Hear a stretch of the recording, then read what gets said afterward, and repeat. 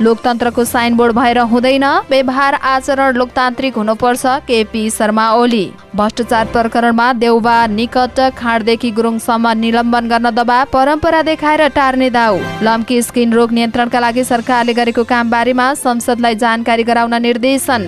प्रदर्शनको नाममा कुरूप बन्दै माइतीघर मण्डला, एक अर्कालाई दोष देखाएर जिम्मेवारबाट पन्छिँदै महानगर र प्रशासन।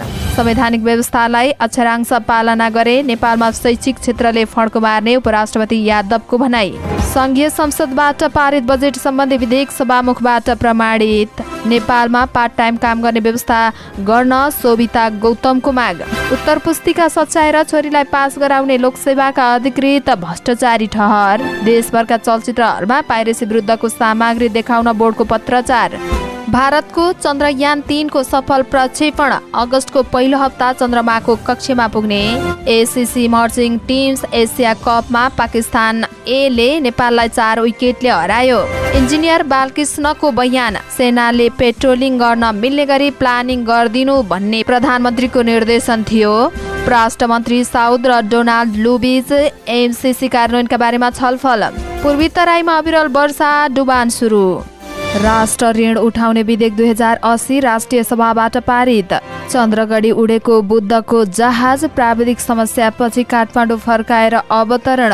सत्ता पक्षले मिटरबाजीलाई कारबाही गर्ने विधेयक नल्याए सदन नचल्ने, रवि लामिछानेको चेतावनी। अर्थतन्त्र सकारात्मक दिशातर्फ अगाडि बढेको अर्थमन्त्रीको दाबी। लम्की स्किन प्रकोप रोक्न पैसा नभए संसद विकास कोषको पैसा खर्च गर्न एमाले प्रमुख सचेतक गिरीको माग। अर्थमन्त्रीको राजीनामा माग्दै निर्माण व्यवसायीको धरना। अमेरिकी सहायक विदेश मन्त्री लु नेपालमा। सुर्तीजन्य पदार्थबाट प्राप्त भएको करको 80% रकम क्यान्सर अस्पताललाई खर्च गर्नुपर्ने, देवेन्द्र दाहालको भनाई। 25% कर प्रदेशलाई बुझाउने निर्णय विरुद्ध सामुदायिक वन समूह आन्दोलित।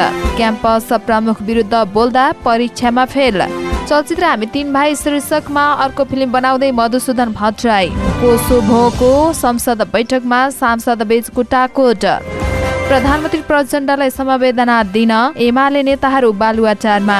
वैदेशिक रोजगारमा जाने कामदार रोकेकोमा सङ्घको आपत्ति, अध्यागमन विरुद्ध आन्दोलनको चेतावनी। र आइसिसीको ऐतिहासिक घोषणा, अब पुरुष र महिला क्रिकेटका लागि समान पुरस्कार राशि। नमस्कार, अनलाइन समाचारमा यहाँलाई हार्दिक स्वागत छ। म सावित्रा कोइराला। आज मिति 2080 साल असार महिनाको 30 गते शनिबार, विश्व युवा दक्षता दिवस। शनि प्रदोष व्रत आज पनि हामी उपस्थित भइसकेका छौँ। देशभर कहाँ के भयो सम्पूर्ण जानकारीहरू लिएर हाम्रो भिडियोलाई अन्तिमसम्म हेर्नुहोला। अनि कस्तो लाग्छ त्यस्तै सल्लाह सुझाव अनि प्रतिक्रिया तल कमेन्ट बक्समा कमेन्ट गर्न सक्नुहुनेछ। अब समाचार विस्तारमा। नेकपा एमालेका अध्यक्ष केपी शर्मा ओलीले नेपालमा अझै पनि भोकमारीको अवस्था रहेको बताउनु भएको छ। शुक्रबार काठमाडौँमा आयोजित राष्ट्रिय मानवाधिकार तथा सामाजिक न्याय मञ्चको 24औं स्थापना दिवसका अवसरमा आयोजित कार्यक्रमलाई सम्बोधन गर्दै उहाँले यस्तो बताउनु भएको हो। उहाँले कतिपय गरिबीको रेखामुनि रहेका नागरिकहरूले आधारभूत अधिकार समेत नपाएको बताउनु भयो। उहाँले यसबारेमा राज्यलाई सचेत गराउनु पर्ने बताउनु भयो। अध्यक्ष ओलीले लोकतन्त्र साइन बोर्ड र प्रणालीमा मात्रै सीमित नभइकन आचरण व्यवहार र जीवन पद्धति, त्यस्तै गरी राज्यको कार्यशैलीमा पनि हुनुपर्ने बताउनु भयो। उहाँले यसका लागि राज्यका सबै तहका नागरिकहरूले झकझकाउनु पर्नेमा जोड दिनुभयो। नेपाली कांग्रेसको विधान केन्द्रीय समितिको बैठक प्रत्येक 2-2 महिनामा बस्ने गरी व्यवस्था भए पनि 1 वर्षपछि सोमबार बस्दैछ। तर बैठकको एजेन्डा पनि अझै निश्चित रहेको छैन। पार्टीभित्रको आन्तरिक विवादका कारणले पनि सभापति शेरबहादुर देउवाले बैठक टार्दै आएका थिए। देउवाबाट पार्टी अगाडि बढ्न नसक्ने निष्कर्षसहित महामन्त्री गगन थापाले नेतृत्व परिवर्तन सम्बन्धी एजेन्डा अगाडि सारिसकेका छन्। देउवाका कारण नीति महाधिवेशन हुन नसकेको निष्कर्षसहित महामन्त्री थापाले विशेष महाधिवेशनको माग गर्दै उक्त प्रक्रिया अगाडि थालेका हुन्। देउवाबाट पार्टी नचल्ने भन्दै नेतृत्व रूपान्तरण गर्नुपर्ने उनको बुझाइ छ। उनले संसदीय दलको नेताबाट समेत हटाउने गरी गृह कार्य गरेका छन्। देउवाकै कारण गत वर्ष भएको निर्वाचनको समीक्षा गठबन्धन बन्ने र भत्कने परिदृश्य लगायतका धेरै विषयमा देउवाले केन्द्रीय समितिको बैठकमा जवाफ दिनुपर्नेछ। तर देउवालाई सहज छैन। देउवाले मात्रै नभएर महामन्त्री द्वय गगन थापा र विश्वप्रकाश शर्माले पनि केन्द्रीय समितिको बैठकको यसलाई सामना सिर्जना गर्नुपर्नेछ। उनीहरूमाथि पनि सन्तुष्ट छैनन् नेताहरू। बैठकमा विशेषतः गत वर्ष भएका ती नेताको निर्वाचन, राष्ट्रिय निर्वाचन, गठबन्धन लगायतका समसामयिक विषयमा छलफल हुने प्रचार विभागका प्रमुख मीनबहादुर विश्वकर्माले जानकारी दिनुभएको हो। यस्तै गरी देउबाले बैठकलाई समसामयिक विषयमा केन्द्रित गराएर टुङ्गाउने तयारी गरे पनि महामन्त्री थापाले नक्कली भुटानी शरणार्थी प्रकरणमा, ललिता निवास प्रकरणदेखि अन्य भ्रष्टाचारका विषयमा पार्टीका नेताहरू जोडिएको विषयलाई पनि बैठकमा जबरजस्त बनाउने प्रयास गर्नुभएको छ।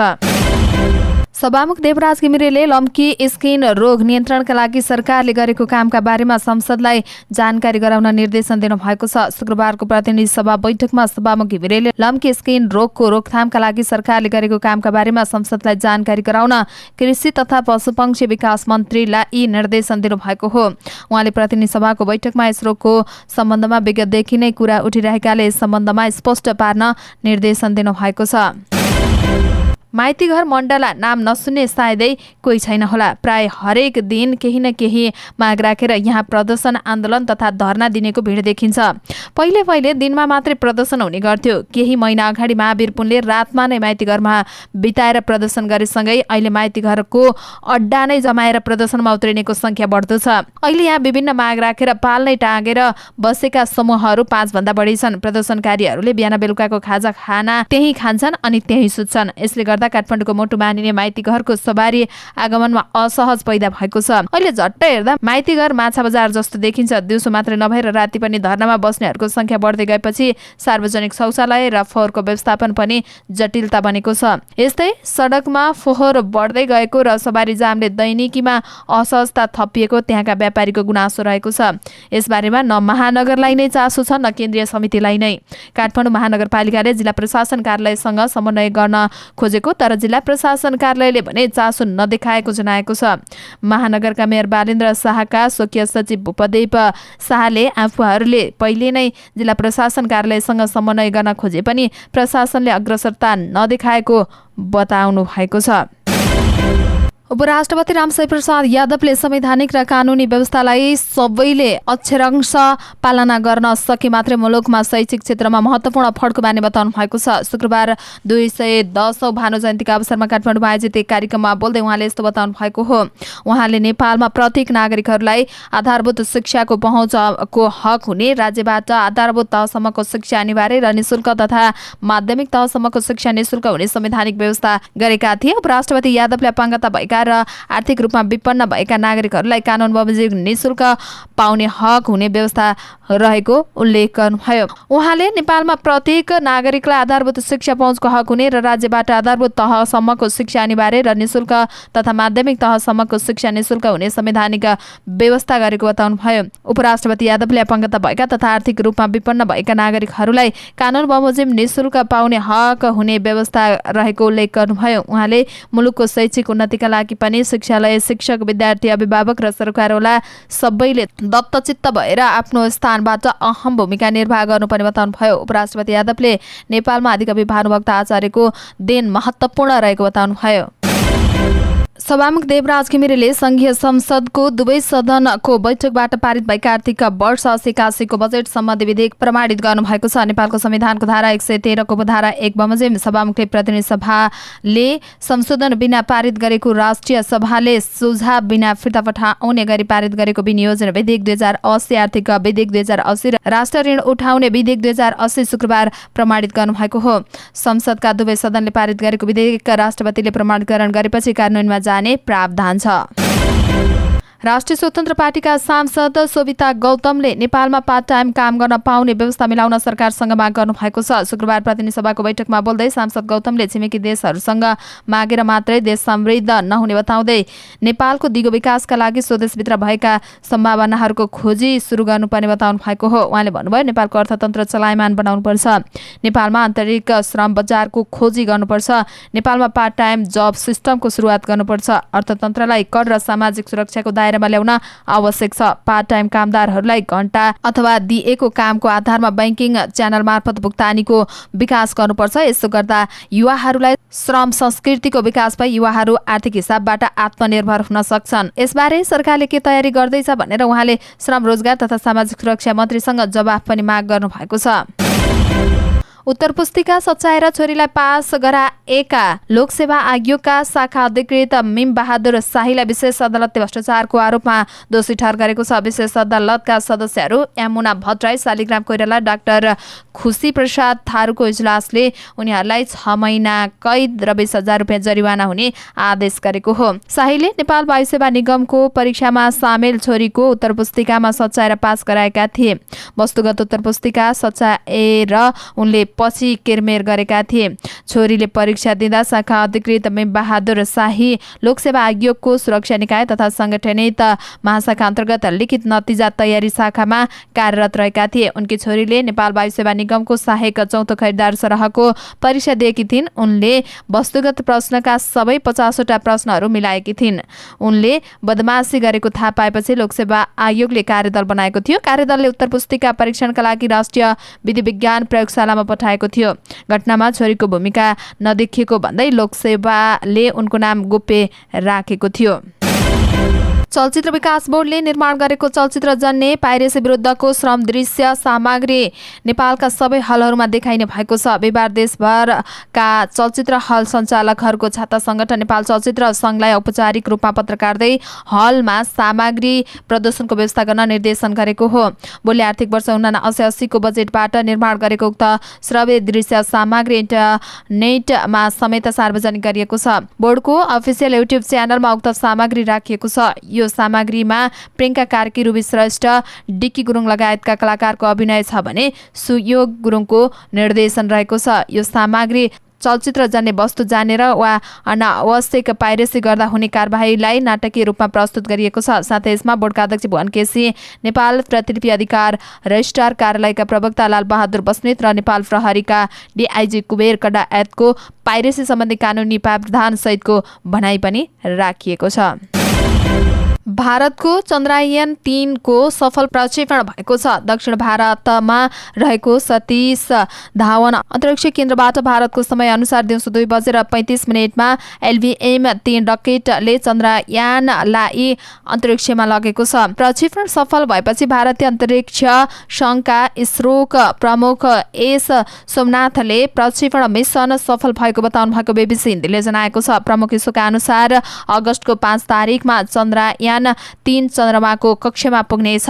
योजना सफल भएमा चन्द्रमाको दक्षिणी ध्रुवमा सकुशल रोभर पुर्याउने भारत पहिलो देश बन्नेछ। यस्तै चन्द्रमामा रोभर पुर्याउने चौथो देश बन्नेछ। चन्द्रमाको यो भागमा अहिलेसम्म नक्साङ्कन भएको छैन।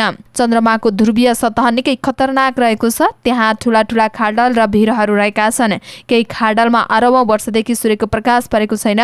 त्यहाँको तापक्रम निकै कम अर्थात् -203 डिग्री सेल्सियस रहेको छ। चन्द्रमाको ध्रुवीय क्षेत्र चट्टान र माटोबाट बनेको छ।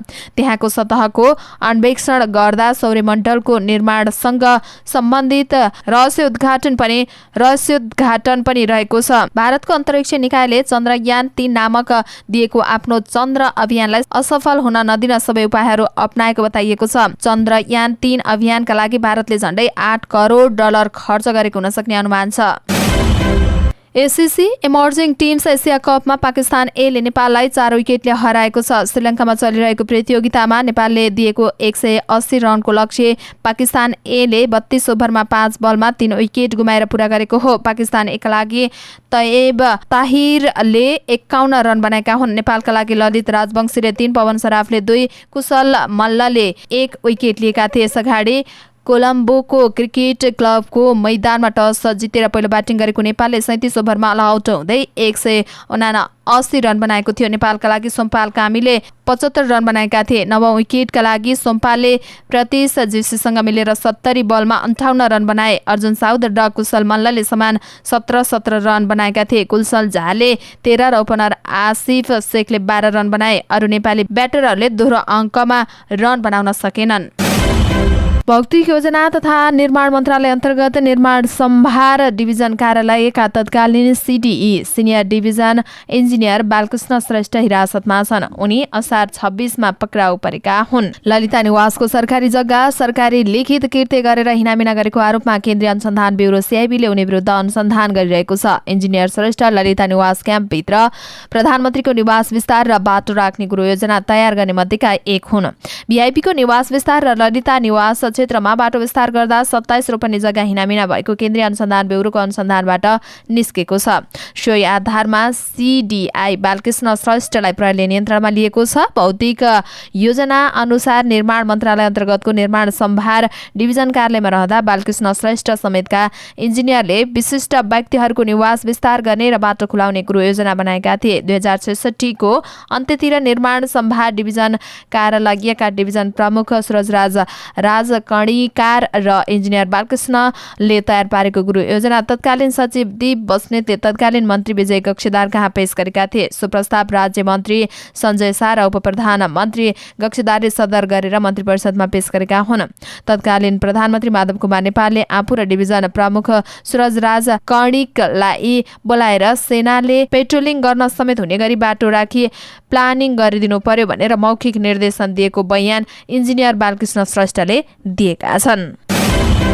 अमेरिकाका लागि दक्षिण तथा मध्य एसिया मामिला हेर्ने सहायक विदेश मन्त्री डोनाल्ड लूले अमेरिकी अनुदान सहायता परियोजना MCC कार्यान्वयन बारेमा चर्चा गर्नुभएको छ। उपराष्ट्रमन्त्री NP साउसँग शुक्रबार अपराह्न मन्त्रालयमा भएको भेटवार्ताका क्रममा उहाँले MCC कार्यान्वयनका बारेमा छलफल गर्नुभएको हो। भेटमा सन् 2026 सम्ममा नेपालमा अल्पविकसित मुलुकहरूको सूचीबाट स्तरोन्नति र सोपछि पनि अमेरिकाबाट नेपाललाई प्राप्त हुने सहयोगको निरन्तरता र बढोत्तरी र दुवै मुलुकको बीचको द्विपक्षीय हितका विषयमा छलफल भएको उपराष्ट्र मन्त्रालयले जनाएको छ। उपराष्ट्रमन्त्री साउथले सहायक मन्त्री लुलाई अमेरिकाबाट प्राप्त नियोग सहयोग र कोभिड-19 को सङ्कटको समयमा प्राप्त भएको विशेष सहयोगका लागि कृतज्ञता व्यक्त गर्नुभएको जनाइएको छ। सहायक विदेश मन्त्री लूले विकासका आकांक्षाहरू पूरा गर्ने सन्दर्भमा पुरानो विकास साझेदारको नाताले पनि नेपाललाई अमेरिकाको सहयोग निरन्तर रहने प्रतिबद्धता जनाउनुभयो। अविरल वर्षाका कारण पूर्वी तराईमा डुबान सुरु भएको छ। यो वर्ष पहिलो पटक डुबान सुरु भएको हो। मोरङ प्रहरीका अनुसार विराटनगर लगायतका जिल्लामा कतिपय बस्तीहरूमा खोलाहरू पसेका छन्, जसका कारण ठूलो क्षति नभए पनि मानिसहरू प्रभावित बनेका छन्। विराटनगर स्थित सिङ्गिया खोलाको बाढी विराटनगर 1, 2 र 8 नम्बरको ओडाको सुकुम्बासी बस्तीमा पसेको छ, जसका कारण उक्त क्षेत्रको अधिकांश स्थान डुबानमा परेको छ। बाढी बस्तीमा पस्दा विराटनगर 1 गङ्गाटोल र विराटनगर 2 को सुकुम्बासी बस्तीको 1 दर्जन बढी घर परिवार विस्थापित भएका छन्। यस्तै विराटनगर 8 स्थित बालगोपाल टोलमा मात्रै सुकुम्बासी बस्तीमा खोलाको बाढी पस्दा 1 दर्जन घर डुबानमा परेको विराटनगर 8 का अध्यक्ष राम पोखरेलले बताउनुभयो। बाढी पसेका घर परिवारका सदस्यलाई सुरक्षित स्थानमा सारिएको छ। यस्तै विराटनगरको 6, 7, 8, 11, 12, 15, 16 र 19 नम्बरका ओडाका घरहरू पनि जलमग्न भएका छन्। उनीहरूलाई प्रहरीले उद्धार गरेको छ। राष्ट्र ऋण उठाउने विधेयक 2080 राष्ट्रिय सभाबाट पारित भएको छ। अर्थमन्त्री डाक्टर प्रकाश शरण महतले राष्ट्रिय सभाको शुक्रबारको बैठकमा प्रतिनिधि सभाबाट सन्देशसहित प्राप्त राष्ट्र ऋण उठाउने विधेयक 2080 लाई मूल रूपमा नै सुझाव बिना पारित गरी प्रतिनिधि सभामा फिर्ता पठाइयोस् भन्ने प्रस्ताव पेश गर्नुभएको थियो। यो प्रस्ताव बहुमतले स्वीकृत भएको छ। विधेयकमाथिको दफादार छलफलमा सांसदहरूले सार्वजनिक ऋणमा बढ्दै गएको र कुल ग्राहस्थ उत्पादन GDP अनुपातमा सार्वजनिक ऋणको प्रतिशत बढिरहेकाले पनि त्यस्तो ऋणको उत्पादयता र प्रयोगमाथि प्रश्न उठिरहेको थियो। उहाँहरूले सार्वजनिक ऋणलाई उत्पादनमूलक क्षेत्रमा लगाई पुँजी सृजना गर्नुपर्ने सुझाव दिनुभएको थियो। यस बैठकले आर्थिक विधेयक 2080 पनि पारित गरेको थियो। राष्ट्रिय सभाको अर्को बैठक साउन 1 गते सोमबार दिउँसो 1 बजे बस्नेछ। बुधबारको झापाको चन्द्रगढी उडेको जहाज प्राविधिक समस्याका कारण काठमाडौँको त्रिभुवन अन्तर्राष्ट्रिय विमानस्थलमै फर्काएर अवतरण गरिएको छ। त्रिभुवन विमानस्थल कार्यालयका अनुसार बुधको 955 उडान नम्बरको जहाजमा इन्डिकेसनको समस्या देखिएपछि काठमाडौँमै फिर्ता गरिएको हो।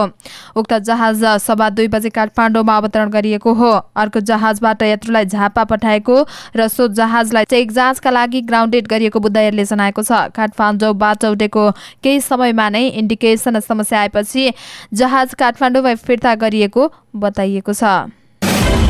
राष्ट्रिय स्वतन्त्र पार्टी सभापति रवि लामी छानेले सत्ता पक्षले मिटर ब्याजीलाई कारबाही गर्ने विधेयक ल्याउन नचाहेको आरोप लगाउनु भएको छ। प्रतिनिधि सभाको बैठकमा बोल्दै विधेयक कार्य सूचीमा नआएको प्रति आपत्ति जनाउनु भएको हो। अर्को बैठकमा पनि यो विधेयक नआए सदन चल्न नदिने चेतावनी दिनुभएको छ। उहाँले भन्नुभयो, मिटर ब्याज सम्बन्धी विधेयक चर्चा चल्यो, प्रतिपक्षीहरूको कारणले पारित हुन सकेन भन्ने भाष्य खडा गर्न खोजियो, तर आज मिटर ब्याज सम्बन्धी विषय कार्यसूचीमा किन किन आएन, कसको कारणले रोकियो? हामी मिटर ब्याज पीडितको पक्षमा छौँ। हामी यो विधेयक सदनमा ल्याउनका लागि माग गर्छौँ। पीडितलाई न्याय दिलाउनका लागि फर्स्ट ट्र्याकमा ल्याइयोस्। कसको स्वार्थले र कसको कारणले पीडितहरूको पक्षमा रहेको यो विधेयकलाई संसदमा ल्याइएन, सदनलाई जानकारी हुनुपर्छ, उहाँको भनाइ छ। अर्थमन्त्री डाक्टर प्रकाश शरण महतले अर्थतन्त्र सकारात्मक दिशातर्फ अगाडि बढेको बताउनु भएको छ। शुक्रबार राष्ट्रिय सभाको बैठकमा बोल्दै अर्थमन्त्री महतले अर्थतन्त्र चलायमान भइरहेको र सकारात्मक दिशातर्फ अगाडि बढेको बताउनुभयो। उहाँले मूल्य वृद्धि पनि विगतको भन्दा घटेको बताउनुभयो। उहाँले सरकारले करको दायरा फराकिलो पारेको भन्दै राजस्व बन्नेमा विश्वास व्यक्त गर्नुभयो। उहाँले राजस्व वृद्धि हुने प्रशस्त आधारहरू देखिएको उल्लेख गर्नुभयो। नेकपा एमालेका प्रमुख सचेतक पदम गिरीले पशुमा लाग्ने लम्पी स्किन रोग नियन्त्रणका लागि सरकारसँग पैसा नभए निर्वाचन पूर्वाधार विकास कार्यक्रमको पैसा खर्च गर्न आग्रह गर्नुभएको छ। गत फागुनको अन्तिम साताबाट सुरु भएको लम्पी स्किन संक्रमणबाट 8 लाख पशु चौपाइया संक्रमित भएको र 27,000 पशु चौपाइया मरेको प्रति सरकारको ध्यान आकर्षण गराउँदै उहाँले शुक्रबार बताउनु भएको हो। शुक्रबार प्रतिनिधि सभाको आकस्मिक समयमा बोल्दै गिरीले विपन्न किसानहरूमा यो प्रकोपबाट 30 अर्ब हाराहारीको क्षति हुँदा पनि त्यसलाई सरकारले गम्भीरताका साथ नलिएको बताउनुभयो। सरकारले प्रभावकारी ढङ्गबाट खोप तथा उपचार केन्द्र वितरण गराउँदै आएको र उहाँले किसानहरूको ठूलो क्षति बेहोर्नुपर्ने अवस्था आएको बताउनुभयो। प्रमुख सचेतक गिरीले भन्नुभयो, सरकारले समयमा नै सचेतना अपनाएको भए यो क्षति बेहोर्नुपर्ने थिएन। विज्ञहरूले भनिरहेका छन् कि यही स्थिति रहिरहने हो भने निकट भविष्यमा थप 25 लाख पशु चौपाई संक्रमित हुने र 1 लाख बढी पशु मर्ने स्थिति छ। त्यसबाट किसानले ठूलो क्षति बेहोर्नुपर्छ भनेर विज्ञले भनिरहेका छन्। तर सरकारले अहिलेसम्म पनि जम्मा 2,22,000 पशुलाई मात्रै खोप लगाएको छ। खोप अत्यन्तै अपर्याप्त छ र लगाउने गति पनि अत्यन्तै सुस्त छ, उहाँको भनाइ छ। उहाँले गाउँमा खोप, औषधि र प्राविधिकहरूलाई सरकारले नपठाएको भन्दै ध्यान आकर्षण गराउनुभयो। नेपाल निर्माण व्यवसायीहरूले निर्माण कार्यको म्याद थप गर्न माग गर्दै धरना दिएका छन्। शुक्रबार काठमाडौँको माइतीघर मण्डलामा भेला भएर निर्माण व्यवसायीहरूले अर्थमन्त्री डाक्टर प्रकाश शरण महतको राजीनामा माग गर्दै धरना दिएका हुन्। उनीहरूले निर्माण व्यवसायीहरूले गरेको कामको भुक्तानी अर्थमन्त्रीले नदिने भनेको भन्दै अर्थमन्त्रीले तत्कालका लागि राजीनामा तत्कालै दिनुपर्ने बताउनुभयो। अर्थमन्त्री, अर्थ सचिव र विकास मन्त्रालयका मन्त्रीहरूले पनि निर्माण व्यवसायीहरूले गरेको भुक्तानी कुनै पनि किसिमबाट गर्ने प्रतिबद्धता जनाए पनि असार मसान्तरसम्म निर्माण व्यवसायीहरूले गरेको कामको भुक्तानी नपाएपछि बाध्य भएर आन्दोलन गर्नु परेको नेपाल निर्माण व्यवसायी महासङ्घका अध्यक्ष रवि सिंहले जानकारी दिनुभयो। उहाँले सरकारले भुक्तानी नदिँदा बैंकले निर्माण व्यवसायीहरूलाई कालो सूचीमा राखेको, मजदुरलाई पारिश्रमिक दिन नसकेको लगायतका समस्या झेल्नु परिरहेको भन्दै सरकारले भुक्तानी गर्न नसके तत्काल यस्ता योजनाहरू खारेज गर्नुपर्ने बताउनुभयो। उहाँले निर्माण व्यवसायीसँग सम्झौता गरेर भुक्तानी गर्न सक्दिन भन्न सरकारले नपाइने बताउनुभयो। उहाँले लामो समयदेखि निर्माणको काम ठप्प भइरहेको र यसको प्रमुख कारण सरकारले काम गर्ने वातावरण बनाउन नसकेको बताउनुभयो। अमेरिकी सहायक विदेश मन्त्री डोनाल्ड लू नेपाल आउनु भएको छ। अमेरिकी विदेश मन्त्रालयको मध्य तथा दक्षिण एसिया सम्बन्धित मामिला हेर्न लू दक्षिण एसियाली मुलुकको भ्रमणका क्रममा काठमाडौँ आउनु भएको हो। उहाँले परराष्ट्र मन्त्री नारायण प्रसाद साउदसँग भेट गर्नु भएको छ। त्यसपछि उहाँले अमेरिकन चेम्बर अफ कमर्सको एक सदस्य संस्थासँग पनि भेट गरेको जनाइएको छ। राष्ट्रिय सभा सदस्य देवेन्द्र दाहालले सुर्तीजन्य पदार्थबाट प्राप्त भएको करको 80% क्यान्सर अस्पतालमा खर्च गर्नुपर्ने बताउनु भएको छ। शुक्रबार राष्ट्रिय सभा बैठकमा आर्थिक विधेयक 2080 माथि सुझाव राख्दै राष्ट्रिय सभा सदस्य दाहालले सुर्तीजन्य पदार्थमा कर बढाउनुपर्ने बताउनु भयो। उहाँले सुर्तीजन्य पदार्थबाट प्राप्त भएको करको 80% रकम क्यान्सर अस्पताल वा स्वास्थ्य सेवामा खर्च गर्नुपर्ने बताउनु भयो। सरकारले स्वास्थ्य जोखिम कर बापत उठाउने गरेको रकमबाट थोरै मात्रा अस्पताल दिने गरेको भन्दै यस्तो रकम स्वास्थ्य सेवामा नै लगाउनु पर्ने बताउनुभयो।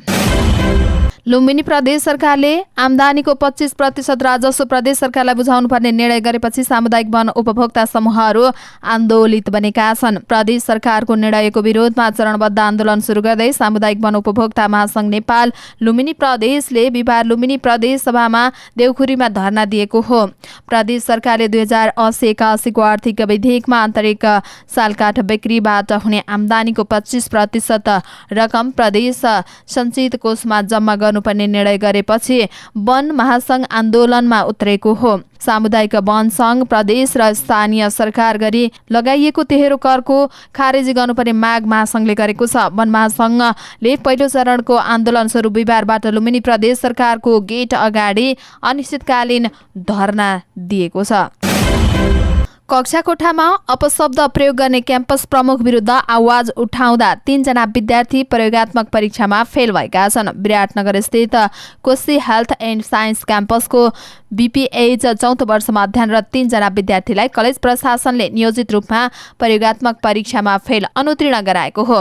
पूर्वाञ्चल विश्वविद्यालयको बीपीएच 7औं सेमेस्टरको परीक्षामा रूपा नेउपाने, मनिषा यादव र अनिन्या भगत फेल भएका छन्। कलेज प्रशासनको लापरवाही र नियतवश प्रयोगात्मक परीक्षामा अनुत्तीर्ण गराइएको उनीहरूले विराटनगरमा आयोजित पत्रकार सम्मेलनमा बताएका छन्। पूर्वाञ्चल विश्वविद्यालयको बीपीएच 7औं सेमेस्टरको परीक्षा 2079 पुस 26 देखि 29 गतेसम्म लिएको थियो। जेठ 1 गते प्रकाशित नतिजा अनुसार नेउपाने र भगत 2 विषयको प्रयोगात्मक परीक्षामा अनुत्तीर्ण भएका थिए। सैद्धान्तिक परीक्षामा उनीहरू पास भएका छन्।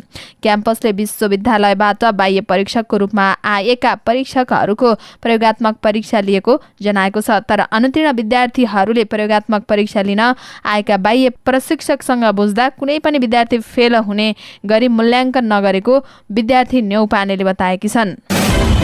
निर्देशक मधुसूदन भट्टराईको निर्देशनमा बन्न लागेको फिल्म हामी 3 भाइको छायाङ्कन साउन 10 गतेबाट सुरु हुने भएको छ।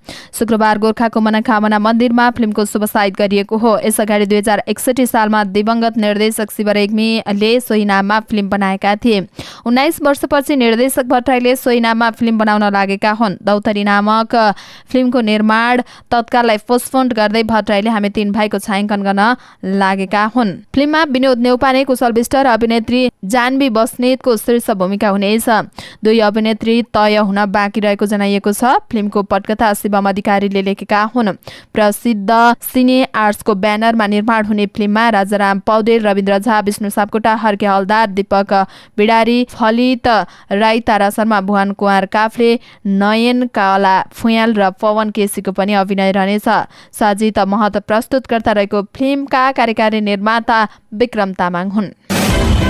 कोसोभोको संसद बैठकमा सांसदहरूबीच कुटाकुट भएको छ। उत्तर क्षेत्रको सार्बियन आदिवासीहरूको मुद्दामा संसद बैठकमा भइरहेको छलफलका क्रममा प्रधानमन्त्री एल्बिन कुर्तीले बोलिरहेको बेलामा विपक्षी संसदले पनि पानी छ्यापेपछि कुटपिट भएको हो। सांसदहरूको कुटाकुट रोक्न प्रहरी नै परिचालन गरिएको थियो। प्रधानमन्त्री कुर्तीलाई सुरक्षा घेराबाट बाहिर निकालिएको थियो। कुटाकुटपछि संसद बैठक 2 घण्टाका लागि स्थगित गरिएको थियो। पत्नी शोकमा रहेका प्रधानमन्त्री प्रचण्डलाई समवेदना दिन एमाले संसदीय दलका टोली बालुवाटारमा पुगेका छन्। शुक्रबार बिहान प्रधानमन्त्रीको सरकारी निवासमा पुगेर समवेदना व्यक्त गर्नका लागि एमाले संसदीय दलका उपनेता सुवास नेमाङको नेतृत्वमा प्रतिनिधि सभा र राष्ट्रिय सभा सदस्यहरू पुगेका हुन्। टोलीमा विगतका प्रचण्डको मन्त्री परिषदमा मन्त्री बनेका नेताहरू पनि सहभागी थिए। उनीहरूले प्रधानमन्त्रीकी दिवंगत पत्नी सीता दाहालप्रति फूल चढाउँदै श्रद्धाञ्जली अर्पण गरे। नेमाङ, विष्णु पौडेल, पृथ्वी सुब्बा गुरुङ, विमला राई, गोकर्ण अविष्ट लगायतका नेताहरूले प्रचण्डको परिवारसँग समवेदना साझा गरेका थिए। नेमाङ लगायतका एमाले सांसदलाई धन्यवाद दिँदै प्रधानमन्त्री प्रचण्डले आफूमाथि पटक पटक पारिवारिक सुख परेका बेलामा सधैँ साथ र शुभेच्छा राखेको बताउनुभयो। मलाई यस्तो अप्ठ्यारो परिरहेका बेलामा तपाईहरू आएर साथ दिनुभएको छ, सहयोग दिनुभएको छ। यसले मलाई विपत्ति सहन ठूलो बल मिलेको छ, प्रचण्डले एमाले नेताहरूसँग भन्नुभएको थियो।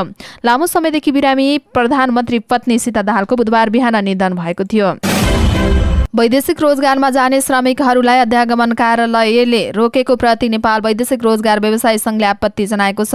कुवेत र जोर्डन जान लागेका 132 जना श्रमिकलाई अध्यागमन कार्यालयले बिना कारण रोकेको भन्दै संघले आपत्ति जनाएको हो। शुक्रबार पत्रकार सम्मेलनको आयोजना गर्दै संघका अध्यक्ष राजेन्द्र भण्डारीले बिना कारण कामदार फर्काउने काम भएको बताउनुभयो। वैदेशिक रोजगारको विभागबाट इजाजत पत्र लिई वैदेशिक रोजगार व्यवसायीले वैदेशिक रोजगार ऐन 2064 बमोजिम सम्पूर्ण कानुनी प्रक्रिया पूरा गरी वैदेशिक रोजगार विभागबाट अन्तिम श्रम स्वीकृति लिई रोजगारीमा जाने गरेका छन्। उनीहरूले बताएका छन् सबै प्रक्रिया पूरा गरेर जान लागेका कामदारलाई समेत रोकेको उनीहरूको गुनासो छ।